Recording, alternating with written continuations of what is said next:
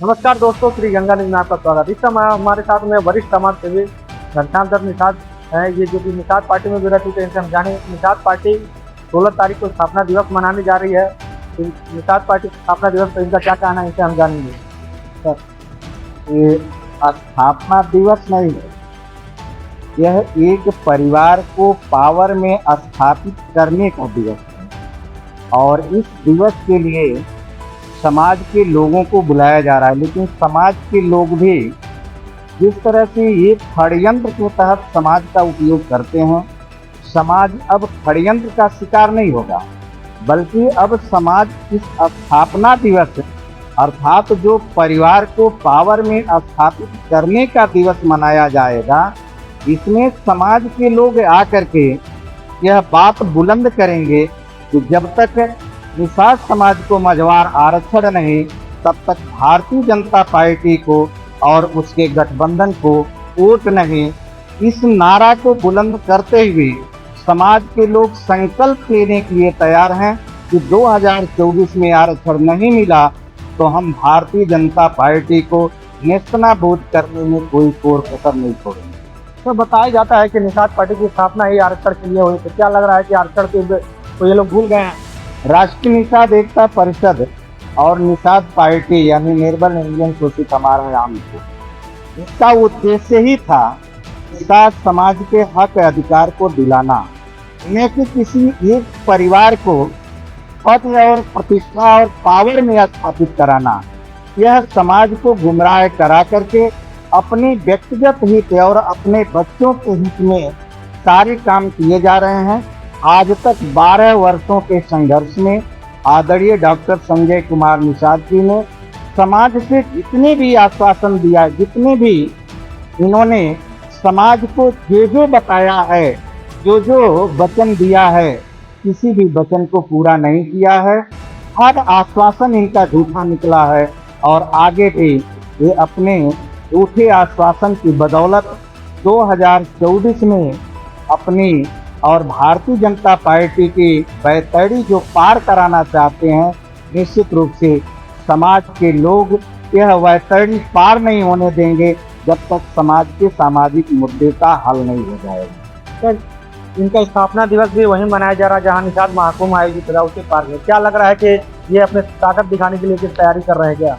क्योंकि इनके समाज के जो लोग इनके साथ लग करके इनको मजबूत बनाए हुए राजनीति में स्थापित कराए, वह लोग इनके षड्यंत्र को जान चुके हैं। इस वजह से अब इनके साथ नहीं रह गए हैं। कुछ चुनिंदा लोग ही जो भाड़े के किराए के लोग रह गए हैं, वह इनके साथ हैं। अब इन्हें यह भारतीय जनता पार्टी को दिखाना आवश्यक हो गया है। भारतीय जनता पार्टी ये देख ले कि हमारी ताकत, जनबल की ताकत अभी कमजोर नहीं है, लेकिन यह अपने जनबल की ताकत अब दिखा पाने में सक्षम नहीं होंगे और ऐसे हालात में इन्हें निश्चित रूप से या तो भारतीय जनता पार्टी को चुनना पड़ेगा या तो समाज को चुनना पड़ेगा।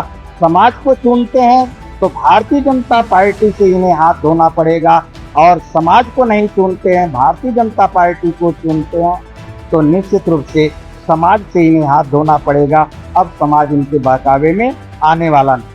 तो उनके लड़के हैं, प्रदेश प्रभारी हैं जो निषाद पार्टी के, लेकिन भाजपा के विधायक हैं, वो आह्वान भी कर रहे हैं कि वहाँ पे आने साल चौरी चौरा बड़ी बैठक हुई इसको लेकर। इस पर क्या कहेंगे? अब ये लोग समझ में नहीं आता है, जब इनके पास पार्टी है, इनके पास चुनाव चिन्ह है, इनके पास राष्ट्रीय अध्यक्ष है, इनके पास नारा है, उसके बाद भी ये भारतीय जनता पार्टी के गिरवी बन करके जो काम कर रहे हैं, जब यह लोग खुद स्वतंत्र नहीं हो सकते, खुद स्वाभिमानी नहीं हो सकते, तो यह लोग जो कुछ भी कह रहे हैं, जो भी कुछ भी कर रहे हैं, इसका परिणाम बेहतर नहीं आने वाला है। इसका परिणाम इन लोगों को अब सबक सिखाने वाला ही है। स्थापना दिवस क्या लग रहा है, कितना सफल होगा? मेरे समझ से तो स्थापना दिवस इनका सफल नहीं होगा, क्योंकि ये लोग भीड़ जुटाने के लिए एक ऐसे रास्ता अपना रहे हैं जो एक राजनीतिक व्यक्ति को नहीं अपनाना चाहिए। आदरणीय मुख्यमंत्री जी को मुख्य अतिथि के रूप में ये लोग घोषित करके लोगों को गुमराह करके भीड़ को बढ़ाना चाहते हैं, जो संभव नहीं है। ये कुछ भी करने इनके बुलाने पर अब भीड़ आने वाले नहीं। बताया जा रहा है कि ये लोग स्थापना दिवस के संकल्प को ही भूल रहे हैं, जो कि आरक्षण था। अब लोग आरक्षण को भटक गए हैं, अन्य अन्य बातें करते हैं, लेकिन आरक्षण पे बात नहीं की। जैसे गुमराह करके ही इनके जो भी जागीर तैयार हुई है, जो भी माल तैयार हुआ है, ये गुमराहियत की बदौलत ही हुआ है। तो आज भी गुमराह करने के ये सिवाय ये दूसरा कोई रास्ता नहीं अपना सकते हैं। ये समाज को गुमराह ही कर सकते हैं, लेकिन समाज समझ चुका है, अब इनके गुमराहियत में आने वाला नहीं। क्या लग रहा है कि आरक्षण मिलेगा 2024 से पहले? अगर डॉक्टर संजय निषाद जी चाहें तो मिलेगा, क्योंकि डॉक्टर संजय निषाद जी ही आरक्षण को देने से भारतीय जनता पार्टी को मना करते हैं। ये भारतीय जनता पार्टी को समझाने में ये सक्षम है। भारतीय जनता पार्टी को ये समझाते हैं कि आरक्षण आप दे दोगे तो अनुसूचित जाति के दिन समाज हो जाएगा। तो समाज जो छोटे मोटे चुनाव लड़ता है, स्थानीय निकाय के चुनाव लड़ता है, तो एक चमार जाति यानी दलित जातियों से के साथ इनकी दुश्मनी बनेगी, उनके साथ ही चुनाव लड़ेंगे। और समाजवादी पार्टी यानी पिछड़ों की पार्टी इनका बड़ा भाई बनकर के इनका सहयोग कर देगा। इस वजह से इनमें दोस्ती हो जाएगी। और जिस समय पिछड़े जाति के मुखिया आदरणीय अखिलेश यादव जी से इनकी दोस्ती हो जाएगी, तो निषाद समाज 18%, 7.5% यादव जाति के लोग और अन्य मुस्लिम समाज के लोग मिलकर के निश्चित रूप से वह दिन ला देंगे। भारतीय जनता पार्टी पुनः सत्ता में वापस नहीं आ सकती है। ये समझाने में सफल हो जाते हैं। तो जैसे भारतीय जनता पार्टी निषाद समाज को बिना आरक्षण दिए ही ये जान जाती है कि यादवों के आक्रोश में निषाद समाज मुझे वोट देता है, इस वजह से इसे आरक्षण की जरूरत नहीं, बल्कि इनके बीच में यादव और निषादों के बीच में आक्रोश पैदा करा दिया जाए, हमें फ्री में वोट मिल जाए। इस पॉलिसी पर आज भारतीय जनता पार्टी काम कर रही है और इस पॉलिसी को जिंदा रखने के लिए आदरणीय संजय कुमार निषाद जी ये ऑक्सीजन का काम करते हैं।